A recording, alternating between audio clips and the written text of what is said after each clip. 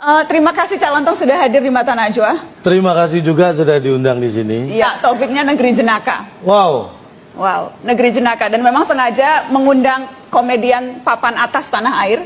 Paling ngetop tuh komedian, saya sudah survei, yang paling ngetop komedian setanah air itu Lis Hartono atau Cak Lontong. Kasih tepuk tangan dong, Cak Lontong. Sebenarnya bukan paling ngetop, tapi... yang termahal. Biaya pengobatannya. Memang betul mahal. Tanya produserku di atas. Tapi saya mengundang Cak Lontong itu sengaja untuk membantu saya memaknai berbagai peristiwa politik negeri ini. Wow. Karena kan kalau dari kacamata saya, Cak, dari kacamata Najwa, makin lama itu tampaknya negeri ini makin jenaka, makin kocak, makin lucu, makin menggelitik. Kacamata Lis Hartono atau Cak Lontong, setuju tidak? Setuju.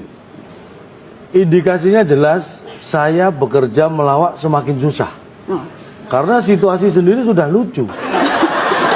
Loh, melawak itu kan menghibur. Ketika yang dihibur lebih lucu, kita nggak berfungsi. Nah itu, makanya saya rasakan semakin hari memang menghibur itu semakin susah. Untuk seorang pelawak ya. Tapi seharusnya kan bahannya semakin banyak, atau enggak? Loh, justru bahannya semakin banyak, tapi kan yang pakai bukan kita, mereka. Nah, itu kita akhirnya kesulitan mencari bahan, yang pakai bukan kita, mereka. Nah, itu kita akhirnya kesulitan mencari bahan, yang pakai bukan kita, mereka. Kan karena sudah dipakai oleh mereka-mereka. Oh, jadi itu juga sesuatu yang mengkhawatirkan untuk komedian. Kalau saya sih sebenarnya tidak khawatir, saya hanya was-was saja. Was-was. Cak, ini Cak Lontong teman-teman terkenal dengan pendekatan survei. Apa-apa dilihat dengan polling. Ya. Jadi saya ingin tahu nih, khusus di Negeri Jenaka, polling terbaru spesifik menyoroti situasi negeri atau politisinya, Cak? Politisi itu menurut saya ada 3 kelompok. Serius ini aku catat. Serius, silakan. Yang pertama itu karakter politisi unyil.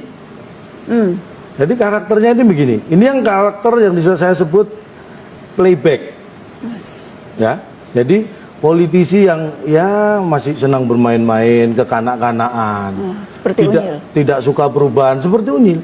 Unyil itu tidak suka dengan terjadinya perubahan, karena jelas mulai saya nonton sampai terakhir saya nonton berpuluh-puluh tahun, Unyil itu tetap SD.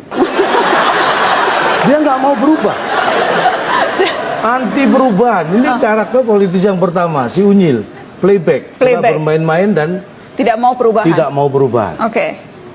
Karakter politisi kedua adalah karakter Pak Raden. Ini feodal, masih pengennya dihormati, mementingkan diri sendiri, dan selalu terjebak romantisme masa lalu. Karena romantisme masa lalu saya sebut ini flashback, karakternya yang flashback. Flashback. Kalau tadi playback, ini yang flashback.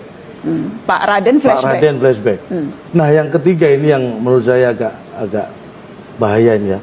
Ini yang karakter Pak Ogah. Ini karakter yang pragmatis. Semua itu dihitung dengan uang. Kadang-kadang bahkan bekerja pun mau kalau ada uangnya itu.